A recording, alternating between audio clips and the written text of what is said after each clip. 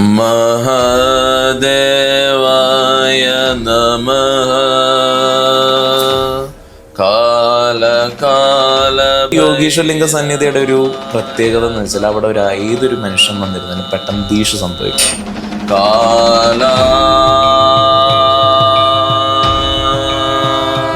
പിന്നെ അവിടെ ദേവി വരുന്നുണ്ട്, നാഗേക്ഷിയമ്മയാണ് വരുന്നത്. അവിടെ തന്നെ കാലഭൈരവനുണ്ട്.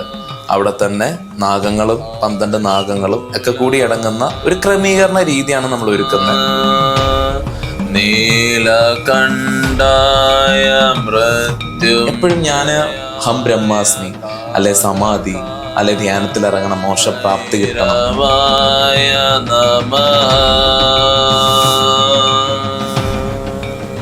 യോഗീശ്വരലിംഗ സന്നിധിയെ കുറിച്ച് കൂടുതൽ അറിയാൻ പ്രേക്ഷകർക്ക് താല്പര്യം ഉണ്ടാവും. എന്താണ് അവിടുത്തെ ഒരു സങ്കല്പം? ഡിഫറെന്റ് ടൈപ്പ് ഓഫ് എനർജി എത്തും. അതിനെ നമ്മൾ ദേവി എന്നൊക്കെ വിളിക്കാം. ഒരു ലിംഗം ഒരു 5 ചക്രങ്ങളിൽ വരുമ്പോൾ അതിനൊരു വ്യക്തി. എന്നെ വിളിച്ചാണ് പറഞ്ഞത്, ഈ ശിവനേത്രം ഞാൻ വാങ്ങി വീട്ടിൽ സൂക്ഷിച്ചു. ഇതിനുശേഷം അദ്ദേഹത്തിന്റെ ജീവിതത്തിലുണ്ടായ കുറേ പ്രശ്നങ്ങളുണ്ടായിരുന്നു. ഇതിൻ്റെയൊക്കെ അടിസ്ഥാനം ഈ കഴിഞ്ഞൊരു വീഡിയോ ഷൂട്ട് ചെയ്ത സമയത്ത് അങ്ങയുടെ ഈ നെറ്റിയിലുണ്ടായ ഒരു തടിപ്പുണ്ട്. അതങ്ങ് ആ വീഡിയോയിൽ നിന്ന് ഒഴിവാക്കാൻ പറഞ്ഞതുകൊണ്ടാണ് നമ്മളത് ഒഴിവാക്കിയത്. അത് എന്തെങ്കിലും ഇതുമായി കണക്റ്റഡ് ആണോ? ഗോരഖ്നാഥ് ശിവ തുല്യമായിരുന്നു. അദ്ദേഹത്തിന് ഇതുപോലൊരു തൃക്കണ്ണ് ഉണ്ടായിരുന്നു. അദ്ദേഹത്തിന്റെ ഈ നമ്മൾ കാണുന്ന ശിവപാർവതി ഫോട്ടോയിലെല്ലാം കാണുന്നത് ഗോരഖ്നാഥിന്റെ ചിത്രമാണ് ശരിക്കും. അതിനു വേണ്ടിയിട്ട് പ്രകൃതി ഒരുക്കുന്ന ഈ അവസരത്തില് ആദിഗുരുജി ഫൗണ്ടേഷനിലും പുലർച്ചെ മോർണിംഗ് മുതൽ സന്ധ്യ ടൈം മുഴുവനും സാധന ചെയ്തുകൊണ്ട് മന്ത്രദീക്ഷ എല്ലാവർക്കും നമ്മൾ നൽകുന്നുണ്ട്. എല്ലാവർക്കും തന്നെ മെഡിറ്റേഷൻ എന്തെന്ന് ഏതാനും സെക്കൻഡ് കൊണ്ട് എക്സ്പീരിയൻസ് ചെയ്ത് അറിയാനായിട്ട് അങ്ങനെ ഒരു സന്നിധിയാണ് ഒരുങ്ങുന്നത്. തൃശ്ശൂരിലാണ്, ഗുരുവായൂരിലാണ്. അങ്ങനെ നിന്ന് ഈ ശിവനേത്രം കൈപ്പറ്റിയ ഒരാൾ എന്നെ വിളിച്ചിരുന്നു. അതിനുശേഷം അദ്ദേഹത്തിന്റെ ജീവിതത്തിലുണ്ടായ മാറ്റങ്ങൾ. അസത്തിൽ എന്താണ് ഈ ശിവനേത്രം? ശിവനേത്രം ധാരാളം ആൾക്കാരുടെ ജീവിതത്തിൽ ഒരു പരിണാമം സംഭവിപ്പിച്ചിട്ടുള്ള ഒന്ന് തന്നെയാണ്. ഈ ശിവനേത്രം ഒന്ന് കണ്ടാൽ കൊള്ളാമെന്ന ആഗ്രഹം അങ്ങയോട് പറഞ്ഞിരുന്നു. അതെ, അങ്ങ് കൊണ്ടുവന്നിട്ടുണ്ടെന്നാണ് കരുതുന്നത്. തീർച്ചയായിട്ടും. നമസ്കാരം. അബാക് പീഡിയയിൽ ഇന്ന് നമ്മളോടൊപ്പം ഉള്ളത് ആദിഗുരുവാണ്. അങ്ങേ നമസ്കാരം. നമസ്കാരം. അങ്ങേ നാഗേന്ദ്രഹാരായ ത്രിലോചനായ ഭസ്മാംഗരാകായ മഹേശ്വരായ നിത്യായ ശുദ്ധായ നിഗംബരായ തസ്മൈ നകാരായ നമഃ ശിവായ തസ്മൈ നകാരായ നമഃ ശിവായ. നമസ്കാരം. നമസ്കാരം. അത് വല്ലാത്ത വൈബ്രേഷനാണ് അങ്ങയുടെ ശബ്ദത്തിന്. കഴിഞ്ഞ എപ്പിസോഡുകൾ ടെലികാസ്റ്റ് ആയി കഴിഞ്ഞപ്പോൾ സ്ഥിരമായി വിളിക്കുന്ന കുറച്ച് പ്രേക്ഷകരും അല്ലാതെ പുതിയതായി കുറേ പേരും അങ്ങയുടെ വീഡിയോ കണ്ട് വിളിച്ചിരുന്നു. അങ്ങയിൽ നിന്നും ദീക്ഷ സ്വീകരിക്കാൻ താല്പര്യമുണ്ട് എന്നൊക്കെയാണ് അറിയിച്ചത്. ശിവരാത്രിയുടെ തിരക്കുകളായതുകൊണ്ട് ശിവരാത്രിക്ക് ശേഷം നമ്പറുകൾ ഷെയർ ചെയ്താൽ മതി എന്ന് പറഞ്ഞതുകൊണ്ടാണ് അങ്ങയുടെ നമ്പറുകൾ ആർക്കും കൊടുക്കാഞ്ഞത്. വെബ്സൈറ്റിൻ്റെ അഡ്രസ്സ് 2 ദിവസമുള്ള നമുക്ക് കൊടുക്കാൻ പറ്റും. അങ്ങനെക്കുറിച്ചുള്ള കൂടുതൽ വിവരങ്ങൾ വെബ്സൈറ്റിൽ നിന്നും ലഭ്യമാവും. കുംഭമേള നടക്കുകയാണ്. ശിവരാത്രി വരാൻ പോകുന്നു. ശിവരാത്രി വിശേഷങ്ങൾ ഒന്ന് അങ്ങയിൽ നിന്നും അറിഞ്ഞാൽ കൊള്ളാമെന്നുണ്ട്. തീർച്ചയായും. മഹാശിവരാത്രിക്ക് ആദിഗുരുജി ഫൗണ്ടേഷനിൽ ഒരു ക്രമീകരണം നമ്മൾ ഒരുക്കുന്നുണ്ട്. ഒരു ഗുരുവിനെ സംബന്ധിച്ച് നോക്കുമ്പോൾ മഹാശിവരാത്രിക്ക് കൊടുക്കാൻ പറ്റുന്നതാണ് മന്ത്രദീക്ഷ. മറ്റുള്ളവർക്ക് ധ്യാനത്തിൻ്റെ ആത്മീയമായിട്ടുള്ള ഒരു നാച്ചുറലി സംഭവിക്കുന്ന ഒരു പ്രക്രിയയുണ്ട് ധ്യാനത്തിന്. ഇപ്പം കണ്ണടച്ച് വെറുതെ ഇരിക്കുന്നത് ഒരിക്കലും ഒരു മെഡിറ്റേഷൻ അല്ല. അത് നമ്മുടെ ചിന്തകളെ തന്നെ നിരീക്ഷിക്കുന്ന ഒരു പ്രോസസ്സാണ്. അത് മെഡിറ്റേഷനും ഒരു ചിന്തകളെ നിരീക്ഷിക്കുന്നതൊക്കെ വ്യത്യാസമുണ്ട്. പലപ്പോഴും പലരുടെ ലൈഫിലും തിങ്ക് ചെയ്യുന്ന ഒരു കാര്യമാണ് മെഡിറ്റേഷനും എന്തോ ഒരു ലൈഫിൻ്റെ ഒരു 10 മിനിറ്റ് 1 മണിക്കൂർ ഇങ്ങനെ ഒരു നേരം നമ്മൾ ചെയ്യേണ്ടതാണ്, അല്ലെ അതൊരു പർട്ടിക്കുലർ ഒരു ആക്ടിവിറ്റി ആണെന്നുള്ള രീതിയിലാണ്. പക്ഷേ നമ്മൾ മെഡിറ്റേഷൻ ഒരു വ്യക്തിയുടെ ജീവിതത്തിൽ ഈ പ്രസൻറ്റിലേക്ക് കൊണ്ടുവരുന്നത് നമുക്കൊരു എനർജി നമ്മൾ സദാസമയം റിസീവ് ചെയ്യുന്നൊരു പ്രോസസ്സാണ്. എപ്പോഴും മെഡിറ്റേഷൻ സെപ്പറേറ്റ് അല്ല ഒരു വ്യക്തിയുടെ ലൈഫിൽ. അപ്പം ശിവരാത്രി എന്ന് പറയുന്നത് പ്രകൃതി ഒരുക്കുന്ന ഒരു അവസരമാണ്. നാച്ചുറലി നമുക്ക് നമ്മുടെ നട്ടലിലൂടെ ഒരു ഊർജം കടന്നുപോയാൽ, അല്ലാതെ പൊങ്ങുമ്പം മാത്രമാണ് നമുക്ക് ധ്യാനത്തിലേക്കുള്ളൊരു ശക്തി കിട്ടുന്നത്. അതിനു വേണ്ടിയിട്ട് പ്രകൃതി ഒരുക്കുന്ന ഈ അവസരത്തിൽ ആദിഗുരുജി ഫൗണ്ടേഷനിലും പുലർച്ചെ മോർണിംഗ് മുതൽ സന്ധ്യ ടൈം മുഴുവനും സാധന ചെയ്തുകൊണ്ട് മന്ത്രദീക്ഷ എല്ലാവർക്കും നമ്മൾ നൽകുന്നുണ്ട്. പിന്നെ നമ്മളെ സംബന്ധിച്ച് നോക്കുമ്പം ഒരു കാര്യം, ഇപ്പം കഴിഞ്ഞ ദിവസം ഒരാൾ നമ്മുടെ ഇതിൽ തന്നെ കണ്ടിട്ടാണ് അദ്ദേഹം യോഗേശ്വരലിംഗ സന്നിധിയിൽ വന്നു പോയപ്പോൾ അദ്ദേഹം പറഞ്ഞത്, ഡോക്ടറാണ് അദ്ദേഹം, ഇതുപോലെ ഇനി എങ്ങനെ നിത്യേന അവിടെ കിട്ടിയ ഒരു എനർജി, കുറേ വർഷം കൊണ്ട് സാധന ചെയ്യുന്ന ആളാണ്, ഈശോയിലൊരു മെഡിറ്റേറ്ററാണ്, എനർജി സാധന ചെയ്യുന്നുണ്ട് 6 വർഷം, പക്ഷെ കുറേ നാളുകൊണ്ട് കിട്ടുന്നില്ലാതെ പോലൊരു ഇതായിരുന്നു. യോഗേശ്വരലിംഗ സന്നിധി വന്നപ്പോൾ അതൊരു കിട്ടിയതുപോലെ രണ്ടാം തോന്നി, എങ്ങനെ ഇനി അത് മെയിൻറ്റെയിൻ ചെയ്യാം. അപ്പോൾ അത് ഒരു മന്ത്രദീക്ഷ കൊടുത്തു. പലർക്കും ഇന്നത്തെ കാലത്ത് ഒരു പർട്ടിക്കുലർ ആയിട്ടുള്ള ടൈമിൽ ഒരു അഭ്യാസം വേണം, ഒരു പ്രാക്ടീസ് വേണമല്ലോ. ഈ പ്രാക്ടീസ് ടൈമിൽ നമുക്ക് ഒരു എനർജി നമ്മളിലേക്ക് കിട്ടാനും അതിനുവേണ്ടി ക്രമീകരിച്ചുകൊണ്ട് കോൺസെൻട്രേഷൻ ചെയ്ത് നമ്മൾ ശിവരാത്രിക്ക് ശിവനേത്രം നമ്മൾ നൽകുന്നുമുണ്ട്. ഇങ്ങനെയൊക്കെയുള്ള പരിപാടിയാണ് നടത്തുന്നത്. യോഗീശ്വരലിംഗ സന്നിധിയുടെ അവിടെ വെച്ച് തന്നെ ആയിരിക്കും പ്രോഗ്രാം നടക്കുന്നത്. യോഗീശ്വരലിംഗ സന്നിധിയെ കുറിച്ച് കൂടുതൽ അറിയാൻ പ്രേക്ഷകർക്ക് താല്പര്യം ഉണ്ടാവും. എന്താണ് അവിടുത്തെ ഒരു സങ്കല്പം, എന്താണ് അവിടുത്തെ രീതികളെന്ന് പ്രേക്ഷകർക്കായി പറയാൻ സാധിക്കുമോ? പറയാമല്ലോ. യോഗീശ്വരലിംഗ സന്നിധി നമ്മൾ 5 ചക്രങ്ങൾ കോൺസെൻട്രേഷൻ ചെയ്തിരിക്കുന്നതാണ്. എപ്പോഴും ചക്രങ്ങളെന്ന് വിചാരിക്കുമ്പം ആൾക്കാർ വിചാരിക്കും ഈ മൂലാധാര, സ്വാധിഷ്ഠാന, മണിപ്പൂര, ഇതൊക്കെ നമ്പർ ബേസ് ചെയ്തായിരിക്കും ആക്ടിവേഷൻ എന്നുള്ളത്. ചിലർ ആത്മയിലെത്തിയാൽ എൻ്റെ ബാക്കിയുള്ള 5 ചക്രങ്ങൾ ആക്ടിവേറ്റ് ആയിരുന്നുള്ളത്. എപ്പോഴും നമുക്ക് ഡിഫിക്കൽട്ട് നമ്മുടെ സ്വാധിഷ്ഠാന, മൂലാധാര ഇങ്ങനെയുള്ള ചക്രങ്ങൾ ആക്ടിവേറ്റ് ചെയ്യാനായിട്ടാണ്. ഇതിനെ പ്രവർത്തിപ്പിക്കണമെങ്കിൽ നമുക്ക് മൂലാധാരയും സ്വാധിഷ്ഠാനയും ഒരു വ്യക്തിക്ക് ശാക്തീകരിക്കപ്പെട്ട് കഴിഞ്ഞാൽ വളരെ പെട്ടെന്ന് തന്നെ സാധനയിൽ ഉയരാൻ പറ്റും. സ്റ്റിൽനെസ് എന്താണെന്ന് എക്സ്പീരിയൻസ് ചെയ്യാൻ പറ്റുന്ന ഒരു പ്രക്രിയയിലേക്ക്. അപ്പം നമുക്ക് ധ്യാനത്തിൽ പറയുന്നൊരു കാര്യമുണ്ട്, രുദ്രഹര സദാ. ഇപ്പം സദാശിവൻ എന്ന് കേട്ടിട്ടല്ലേ? അത് തന്ത്രയുടെ മാർഗത്തിൽ വരുമ്പോൾ കപോല, ലലാദ്ര, ബിന്ദു എന്ന് പറയും. അപ്പം നമ്മളെ സംബന്ധിച്ച് നോക്കുമ്പോൾ യോഗീശ്വരലിംഗ സന്നിധി ഒരു കപോല മാർഗമാണ്. ഒരു കപോല ചക്രം നമ്മൾ പ്രവർത്തിക്കാനായിട്ടുള്ള ഒരു ഊർജ്ജമാണ് അതിൽ നിക്ഷേപിച്ചിരിക്കുന്നത്. ഇപ്പോൾ ഈ എനർജി എന്ന് പറയുമ്പോൾ വ്യത്യസ്തമായിട്ടുള്ള പലതുണ്ട്. ഇപ്പോൾ ഒരു ദേവിയെ കോൺസെൻട്രേഷൻ ചെയ്യുന്നു, ദേവി ഒരു 3 ചക്രങ്ങളിലാണെന്ന് വെച്ചോ. അപ്പോൾ ഒരു വ്യക്തി ഒരു താന്ത്രികനാണെങ്കിൽ ഇപ്പോൾ മൂലാധാര ബേസ് ചെയ്തുകൊണ്ട് ഋഷി തുല്യമായിട്ടുള്ളൊരു ദേവതയാണ് ധന്വന്തിരി എന്ന് പറയുന്ന ദേവത. അത് ഹീലിങ്ങിൻ്റെ ഒക്കെ ഒരു ഇതായിട്ട് വരും. ഇപ്പോൾ ഗുരുവായൂരപ്പൻ, അദ്ദേഹം ഒരു റിലേഷൻഷിപ്പ് ആയിട്ടൊക്കെ നമുക്ക് കാണാം, അനാഹത ബേസ് ചെയ്താണ് അല്ലെ. കേരളത്തിലെ ഏറ്റവും കൂടുതൽ കല്യാണം നടക്കുന്ന എവിടെയാണെന്ന് ചോദിച്ചാൽ എവിടെ? ഗുരുവായൂരാണ്. അപ്പം അതൊരു സ്നേഹത്തിൻ്റെ അടിസ്ഥാന പ്രക്രിയയാണ്. അതേപോലെ തന്നെ മണിപ്പൂരക, അത് പല കാളിയായിട്ടും പലതുമായിട്ടൊക്കെ നമുക്ക് റിലേറ്റ് ചെയ്യാൻ പറ്റും. അപ്പോൾ പല എനർജീസ് ഒരാൾ റിസീവ് ചെയ്തിട്ട് വേറൊന്നിലേക്ക് അതിനെ മാനിഫെസ്റ്റ് ചെയ്യുന്ന ഒരു പ്രോസസ്സിലേക്ക് എടുത്താൽ അതൊരു ഡിഫറെൻറ്റ് ടൈപ്പ് ഓഫ് എനർജി ആയിത്തീരും. അതിനെ നമ്മൾ ദേവി എന്നൊക്കെ വിളിക്കാം. ഒരു ലിംഗം ഒരു 5 ചക്രങ്ങളിൽ വരുമ്പം അതിനൊരു വ്യക്തി ശ്രേഷ്ഠനായിക്കൊണ്ട് അദ്ദേഹത്തിൻ്റെ 7 ചക്രങ്ങളിൽ അത് സമാധി പോകുന്ന സ്റ്റേറ്റിൽ ഒരു യോഗി, ആ യോഗിയുടെ പേര് ഞാൻ പറയുന്നില്ല, നമ്മൾ പളനിസ്വാമി എന്നൊക്കെ വിളിക്കാൻ വേണമെങ്കിൽ, ആ യോഗി വര്യൻ പല സമാധികളും നമ്മുടെ ജീവിതത്തിൽ നമ്മൾ കാണും. എന്നാൽ ചില സമാധികൾക്ക് വളരെ തീവ്രമായുള്ള ഊർജം കാണും, ഒരു 2000 വർഷത്തോളം അത് സജീവമായി നിൽക്കുന്ന രീതിയിൽ. അങ്ങനെ നമ്മൾ ഒരു ഗുരുവിൻ്റെ ഒരു ഊർജം ഉപയോഗിച്ച് ചെയ്തിരിക്കുന്നതാണ് യോഗീശ്വരലിംഗ സന്നിധി. അപ്പം നമ്മൾ ചില ക്ഷേത്രങ്ങളിലേക്ക് ചെല്ലുമ്പം നമുക്ക് പെട്ടെന്നൊന്നും ധ്യാനം ചെയ്യാൻ പറ്റണമെന്നില്ല. അവിടെ ചെന്നാലും തോട്ട്സും കാര്യങ്ങളും ഒക്കെ ആയിരിക്കും വരുന്നത്. മെഡിറ്റേഷൻ എന്തെന്ന് എക്സ്പീരിയൻസ് ചെയ്യാൻ പറ്റില്ല. എന്നാൽ യോഗീശ്വരലിംഗ സന്നിധിയുടെ ഒരു പ്രത്യേകത എന്ന് വെച്ചാൽ അവിടെ ഏതൊരു മനുഷ്യൻ വന്നിരുന്നാലും പെട്ടെന്ന് ദീക്ഷ സംഭവിക്കും. ഞാൻ പറയാറില്ല, എൻ്റെ ദീക്ഷ എടുത്തു കഴിഞ്ഞാൽ നിങ്ങൾക്ക് എനർജി റിസീവ് ചെയ്യാൻ പറ്റുമോ എന്നുള്ളത്. അപ്പോൾ യോഗീശ്വരലിംഗ സന്നിധിയിൽ സൂക്ഷ്മ തരത്തിൽ ദീക്ഷ നമ്മളിലേക്ക് സംഭവിക്കുന്നുണ്ട്. തന്നെ നമ്മൾ ഇരുന്നാൽ നമുക്ക് എന്ത് ചെയ്യും, തന്നെ ആ ദീക്ഷ ആദ്യം കിട്ടും.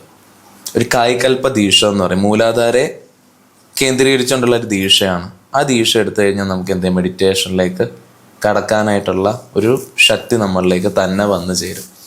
ഇതാണ് യോഗീശ്വരലിംഗ സന്നിധിയുടെ ഒരു പ്രത്യേകത. പിന്നെ അവിടെ ദേവി വരുന്നുണ്ട്, നാഗേക്ഷ്യമ്മയാണ് വരുന്നത്. അവിടെ തന്നെ കാലഭൈരവനുണ്ട്. അവിടെ തന്നെ നാഗങ്ങളും 12 നാഗങ്ങളും ഒക്കെ കൂടി അടങ്ങുന്ന ഒരു ക്രമീകരണ രീതിയാണ് നമ്മൾ ഒരുക്കുന്നത്. ഇതിൻ്റെ ഏകദേശം നമുക്ക് പണിയൊക്കെ പൂർത്തീകരിച്ച് കഴിയുമ്പോൾ ഒരു 3 വർഷത്തോളം ടൈം എടുക്കും. എന്നുവെച്ചാൽ ഇത് നിസ്സാരമല്ല. നമുക്ക് കെട്ടിടങ്ങൾ എത്ര വേണമെങ്കിലും പണിഞ്ഞു കൂട്ടാം, പക്ഷെ ഒരു കോൺസെൻട്രേഷൻ എന്ന് വെച്ചാൽ അതിൻ്റെ ആയിട്ടുള്ള ടൈം ഒത്തുവന്നേ ചെയ്യാൻ പറ്റുള്ളൂ. ടൈം മീൻസ് ജ്യോതിഷത്തിന്റെ ടൈമല്ല, എനർജി ബേസിൽ സൗരയൂഹത്തിന്റെ ഊർജ്ജ പ്രക്രിയയുണ്ട്. സൂര്യചന്ദ്രന്മാർ ക്രമീകരിച്ചിരിക്കുന്ന ടൈം. ഇപ്പൊ കുംഭമേള നടക്കുന്നു, ഇത് ഏറ്റവും ബെസ്റ്റ് ഓഫ് ദ ബെസ്റ്റ് ടൈമാണ്. പക്ഷെ നമുക്ക് യോഗീശ്വരലിംഗ സന്നിധി വന്നിട്ട് ഇപ്പൊ കുറച്ച് നാളായിട്ടേ ഉള്ളൂ. വേറൊരു പ്രതിഷ്ഠ ചെയ്യുമെന്ന് നോക്കുമ്പോൾ നിസ്സാര കാര്യമല്ല. അപ്പൊ അതിന് ടൈം വേണം. അപ്പൊ ഒരു 3 വർഷം കൊണ്ട് നമ്മൾ ക്രമീകരിച്ചിട്ട് അത് മാനവന് വേണ്ടിയിട്ട് തുറന്നു കൊടുക്കും.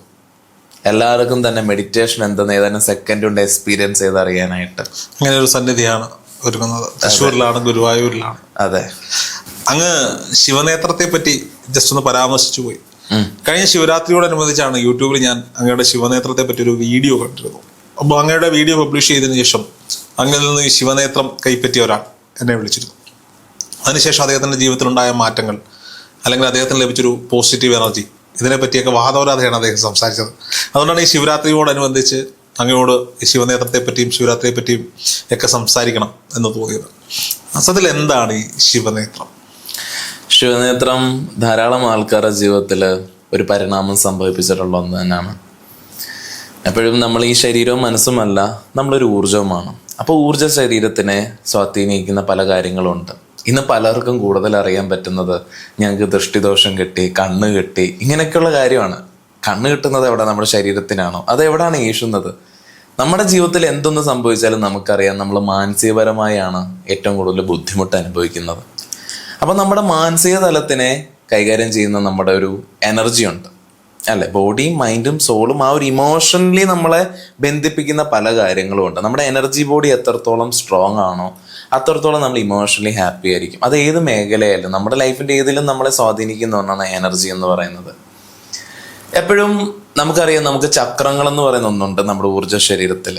മൂലാധാര, സ്വാധിഷ്ഠാനം, മണിപ്പൂര ഒക്കെ. അത് നമ്മളെല്ലാം ഒരു ഫോട്ടോ ഒക്കെ ചക്രങ്ങൾ കണ്ടിട്ടുള്ളത്. അതെല്ലാം വട്ടത്തിൽ ഇങ്ങനെ പ്രകാശം നിൽക്കുന്ന. പക്ഷെ നമ്മുടെ ഊർജ്ജ ശരീരമെല്ലാം തന്നെ ഒരു ത്രികോണ രീതിയിലാണ്. ഈ സൃഷ്ടിയെ മൊത്തത്തിൽ എടുത്തു നോക്കുകയാണെങ്കിൽ ഇതൊരു ജോമെട്രിയാണ്.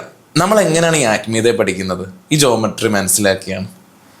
അപ്പം നമ്മളെ സ്വാധീനിക്കുന്ന കുറെ പോസിറ്റീവ് എനർജീസ് ഉണ്ട്.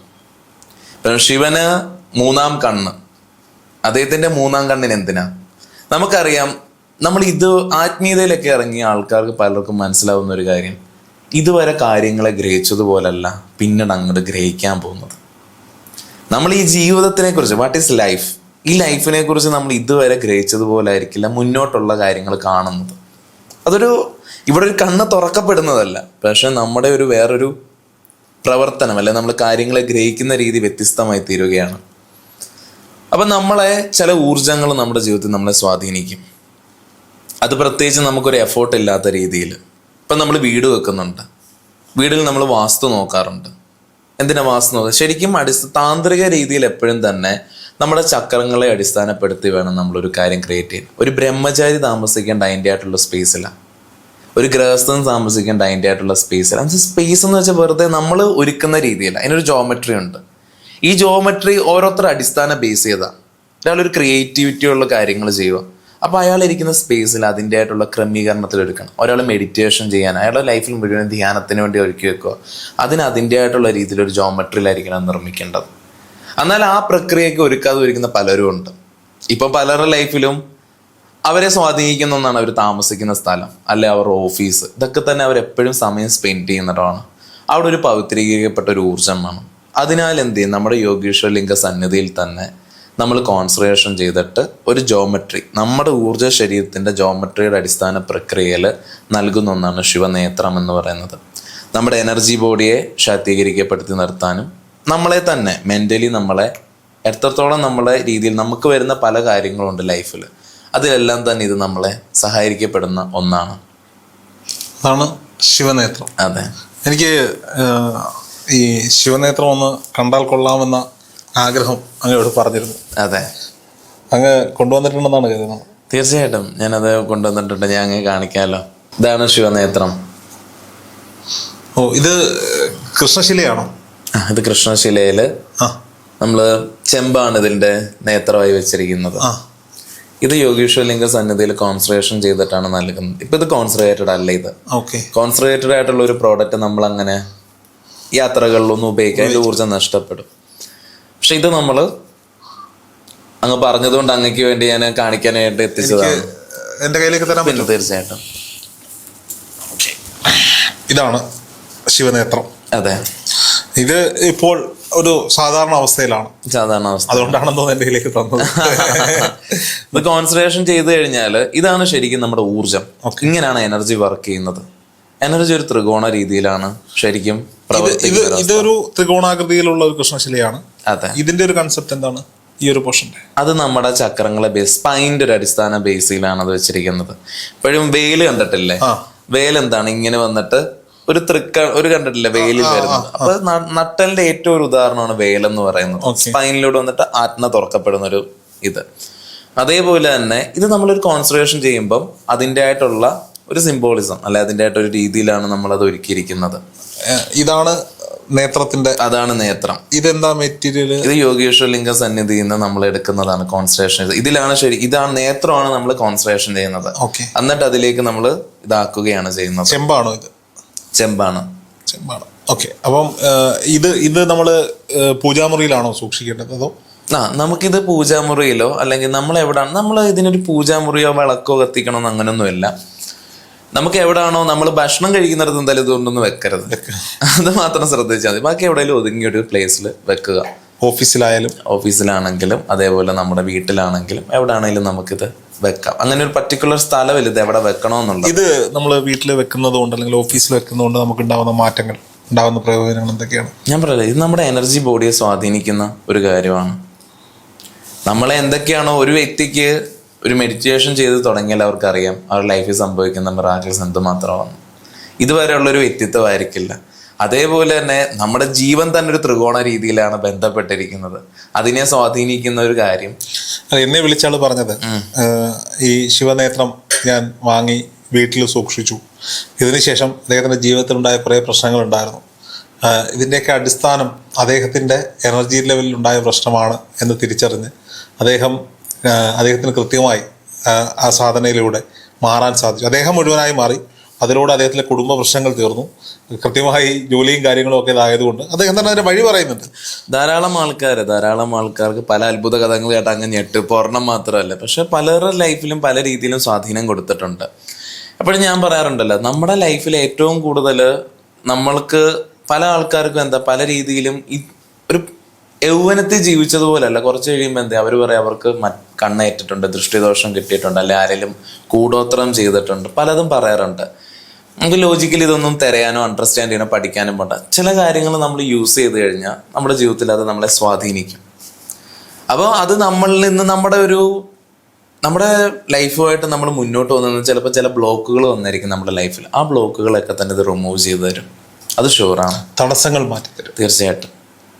അദ്ദേഹത്തിന്റെ കഥ ഞാൻ കേട്ടപ്പോൾ എനിക്ക് മനസ്സിലായത്, അദ്ദേഹത്തിന് ലഭിച്ച ആ ഒരു എനർജിയിലൂടെ അദ്ദേഹം ആത്മാർത്ഥമായ കാര്യങ്ങൾ നേരെ ചെയ്യാൻ തുടങ്ങിയപ്പോൾ അദ്ദേഹത്തിന്റെ ജീവിതത്തിലെ പ്രശ്നങ്ങൾ തീർന്നു എന്നുള്ളതാണ്. തീർച്ചയായും. താൻ പാതി ദൈവം പാതി എന്നാണല്ലോ. നമ്മളിനി എന്ത് വാങ്ങി വീട്ടിൽ വെച്ചു എന്ന് പറഞ്ഞാലും അവനവൻ പണിയെടുക്കാതെ. അതെ, അല്ല അത് പണിയെടുക്കുക മാത്രമല്ല, അവർക്ക് വെച്ചോട്ടെ. തീർച്ചയായും അവിടെ നമ്മൾ ഒരു കാര്യത്തിന് നമുക്കൊരു വ്യക്തത വരണം. ഇപ്പൊ എനിക്ക് ലൈഫിൽ കുറേ സ്വപ്നങ്ങളുണ്ട്. എനിക്ക് ആ സ്വപ്നങ്ങളെല്ലാം ചെയ്യണമെന്നും എനിക്ക് ആഗ്രഹം. പക്ഷെ എനിക്ക് മടിയാണ്, എനിക്ക് ഉന്മേഷമില്ല, എനിക്ക് ചുറ്റും നോക്കുന്നിടത്തൊന്നും തന്നെ എനിക്ക് ചെയ്യാനൊരു ഊർജം കിട്ടുന്നില്ല, അല്ല ഒരു ഹാപ്പിനെസ് വേണ്ടേ. അപ്പൊ നമുക്കൊരു ടൂർ പോവാന്ന് വെച്ചോ, നമ്മൾ സ്കൂളിൽ പഠിക്കുന്ന സമയം നമുക്ക് അന്നത്തെ പിറ്റേ ദിവസം നൈറ്റ് അങ്ങ് ആലോചിച്ച്, അല്ല നമ്മുടെ വീട്ടിൽ ആരുടെ ഒരു കല്യാണം നടക്കുന്നു, നമുക്കുണ്ടാകുന്നൊരു ഹാപ്പിനെസ് എന്തായിരിക്കും. അതേപോലെ നമുക്ക് ഡെയിലി നമ്മുടെ എനർജി തലത്തിൽ നമ്മളെ സ്വാധീനിക്കുന്ന ഒരു എനർജി. ഇപ്പം അങ്ങ് ശ്രദ്ധിച്ചാൽ മതി, നമ്മളിപ്പോൾ ഏതെങ്കിലും ഒരു ഈ ക്ഷേത്ര യാത്രയോ പോവാന്ന് വെച്ചോ, ഈ ക്ഷേത്രത്തിന്റെ അടുത്ത് നമ്മൾ ഒരാഴ്ച താമസിക്കുമെന്ന് വെച്ചോ, നമുക്കുണ്ടാകുന്ന ഒരു മാറ്റം വളരെ വലുതാവല്ലേ. അതെ, കിട്ടുന്ന ഒരു പോസിറ്റീവ് എനർജി. എല്ലാവരും ഒരു എനർജി ഫീൽ ചെയ്യാത്ത ആർക്ക് പോലും ഒരാഴ്ച വേണ്ട, രാവിലെ വിഷമഘട്ടത്തിൽ നമ്മൾ ക്ഷേത്രത്തിൽ പോയി പ്രാർത്ഥിച്ചാൽ കിട്ടുന്ന എനർജി ഉണ്ട്. അതെ, അതേപോലെ തന്നെ നമ്മുടെ ഊർജ്ജ ശരീരത്തിനെ സ്വാധീനിക്കുന്ന ഒരു സാധനമാണിത്. മനസ്സിലായി.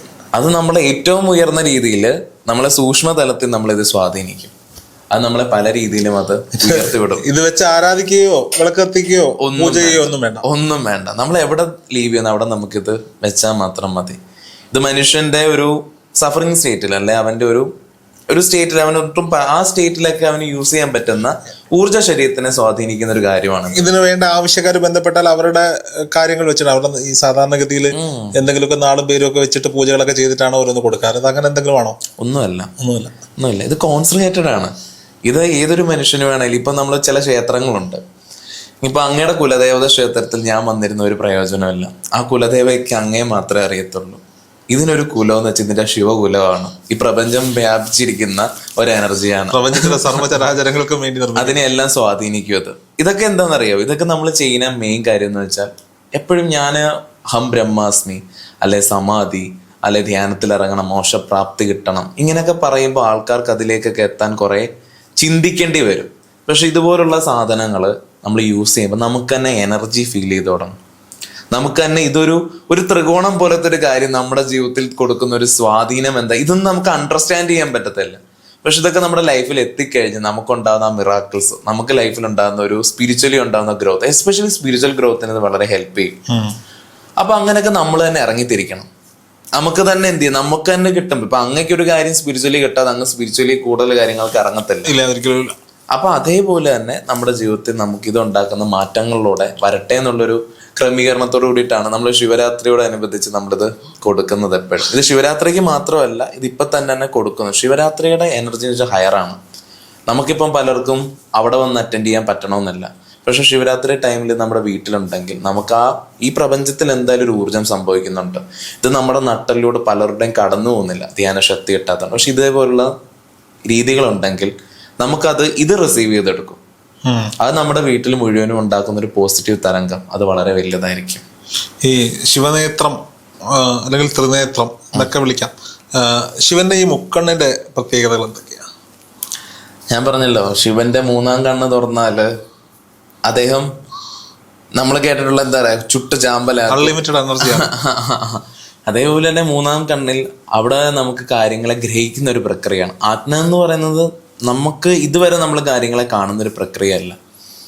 നമ്മൾ അതിനേക്കാട്ടിലുപരി സൂക്ഷ്മ തലങ്ങളെല്ലാം തന്നെ നമ്മൾ മനസ്സിലാക്കുകയാണ്. അതാണ് അതിന്റെ രീതി എന്ന് പറയുന്നത്. ഈ കഴിഞ്ഞൊരു വീഡിയോ ഷൂട്ട് ചെയ്ത സമയത്ത് അങ്ങയുടെ ഈ നെറ്റിയിലുണ്ടായ ഒരു തടിപ്പുണ്ട്. അത് അങ്ങ് ആ വീഡിയോയിൽ നിന്ന് ഒഴിവാക്കാൻ പറഞ്ഞതുകൊണ്ടാണ് നമ്മളത് ഒഴിവാക്കിയത്. അത് എന്തെങ്കിലും ഇതുമായി കണക്റ്റഡ് ആണോ? തീർച്ചയായിട്ടും. എപ്പോഴും തന്നെ സമാധി പോകുന്നതിൻ്റെ ഇപ്പം ആദിശങ്കരാചാര്യൻ്റെ അദ്ദേഹത്തിൻ്റെ ഒരു ഇതിലുണ്ട്, ബ്രഹ്മസൂത്രമാണ് എന്തോന്നിൽ തന്നെ അദ്ദേഹത്തിൻ്റെ സുഹൃത്ത് പറയുന്നുണ്ട്. അദ്ദേഹം ജനിച്ച നാൾ തൊട്ട് തന്നെ അദ്ദേഹത്തിൻ്റെ ഒരു ദ്വാരം ഇങ്ങനെ സമാധി പോകാനായിട്ടുള്ള കുഴിഞ്ഞു വരുമായിരുന്നു എന്നുള്ളത്. സമാധി കഴിയുമ്പോൾ അവിടെ ശരിക്കും കുഴിഞ്ഞു കയറും. അവിടെ എപ്പോഴും ഈ തൃക്കണ്ണ് പോലെ ആ വീഡിയോയിൽ നിങ്ങൾക്ക് നോക്കിയാൽ ഒരു പ്രൊജക്റ്റ് ചെയ്ത ആ രീതിയിൽ തന്നെയാണ് അത് വരുന്നത്. നമ്മൾ സമാധി വന്ന് ഇതിലൂടെയാണ്. നമുക്ക് 5 ഇഞ്ച് നമുക്ക് ഇങ്ങനെ നിർത്തി കഴിഞ്ഞാൽ നമുക്ക് ഈ സൗരയൂഥത്തിൻ്റെ പല കാര്യങ്ങളും ഗ്രഹിക്കാൻ പറ്റും. നമുക്ക് കുറച്ചുകൂടെ നീക്കി നിർത്തിയാൽ നമ്മുടെ അടുത്തിരിക്കുന്ന ആടെ മനസ്സിൻ്റെ ഇമോഷൻസ് നമുക്ക് മനസ്സിലാക്കാൻ പറ്റും. കുറച്ചുകൂടി നമുക്ക് നിർത്തി കഴിഞ്ഞാൽ ഒരു 21 ഇഞ്ച് അല്ല അതിനും അപ്പുറത്തേക്ക് കടന്നു കഴിഞ്ഞാൽ നമുക്ക് ഇവിടം വഴി കടന്നു പോകാൻ പറ്റും. പ്രാണനെ മോക്ഷപ്രാപ്തിയിലേക്ക് നമുക്ക് നയിക്കാൻ പറ്റും. അപ്പോൾ കാര്യങ്ങളെല്ലാം തന്നെ കൈകാര്യം ചെയ്യുന്നത് ഈ ഒരു ചക്രമാണ്, ആത്മ എന്ന് പറയുന്നത്. അതിൽ ചില യോഗികൾക്ക് എപ്പോഴും തന്നെ അഡ്വാൻസ്ഡ് ആയിട്ടുള്ള യോഗികൾക്ക് അവിടെ എപ്പോഴും തന്നെ അങ്ങനൊരു ക്രമീകരണം വരും. ശിവൻ എന്ന് പറയുന്നത് ശരിക്കും ശിവ മീൻസ് എന്ന് വെച്ച് കഴിഞ്ഞാൽ ഈ ഒന്നുമില്ലാത്തതാണ്. പക്ഷെ അദ്ദേഹത്തിനെ പോലെ തന്നെ ജീവിച്ചിരുന്ന ഒരു യോഗി വരെയാണ് ഗോരഖ്നാഥ്. അപ്പൊ യോഗി ആദിത്യനാഥിന്റെ ഒക്കെ പരമ്പര ഗോരഖ്നാഥിന്റെ പരമ്പരയാണ്. അപ്പം ഗോരഖ്നാഥ് ശിവ തുല്യമായിരുന്നു. അദ്ദേഹത്തിന് ഇതുപോലൊരു തൃക്കണ്ണ് ഉണ്ടായിരുന്നു. അദ്ദേഹത്തിന്റെ ഈ നമ്മൾ കാണുന്ന ശിവപാർവതി ഫോട്ടോയിലെല്ലാം കാണുന്നത് ഗോരഖ്നാഥിന്റെ ചിത്രമാണ് ശരിക്കും. ശിവൻ എന്ന് വെച്ച് കഴിഞ്ഞാല് ശരിക്കും ഒന്നും ഇല്ലാത്തതാണ്. അത് ശവ എന്നാണ് പറയുന്നത്. മനസ്സവസാനിക്കുമ്പോൾ ശിവനാകും. ശിവനൊരു രൂപവും ഭാവവും ഒന്നുമില്ല. ഈ ഗോരഖ്നാഥിന്റെ ചിത്രമാണ് ഇവിടെ ശിവനായി നമ്മൾ പലരും കാണുന്നത്. ആ മുടി വളർത്തിയ നീലരൂപവും ശൂലവും ഗോരഖ്നാഥിന്റെ ഒരു ഇത് അങ്ങനെ ആയിരുന്നു. അദ്ദേഹത്തിനെ പിന്നെ ഓരോ രീതിയിൽ വന്ന് അദ്ദേഹത്തിന്റെ എവിടെ നിന്ന് തുടങ്ങിയാൽ ഗോരഖിൽ നിന്ന് തുടങ്ങുന്നില്ല. മത്സ്യേന്ദ്രനാഥും ഗോരഖിൽ നിന്ന് വന്ന പരമ്പരയാണ് സിദ്ധ പരമ്പര എന്ന് പറയുന്നത് പോലെ ചില ക്രമീകരണങ്ങളെല്ലാം തന്നെ ഈ സിദ്ധ പരമ്പര എന്ന് പറയുമ്പോൾ പാകസ്തീനും മറ്റുള്ളവരൊക്കെ എന്തെങ്കിലും ചോദിക്കും. പല രീതിയിലും പല ക്രമീകരണങ്ങളാണ്. പക്ഷെ ഗോരഖ്നാഥ് കുറച്ചുകൂടെ ശിവന്റെ ആ രൂപമൊക്കെ വന്നിരിക്കുന്നത് ഗോരഖ്നാഥിന്റെ ഇതിൽ നിന്നാണ്.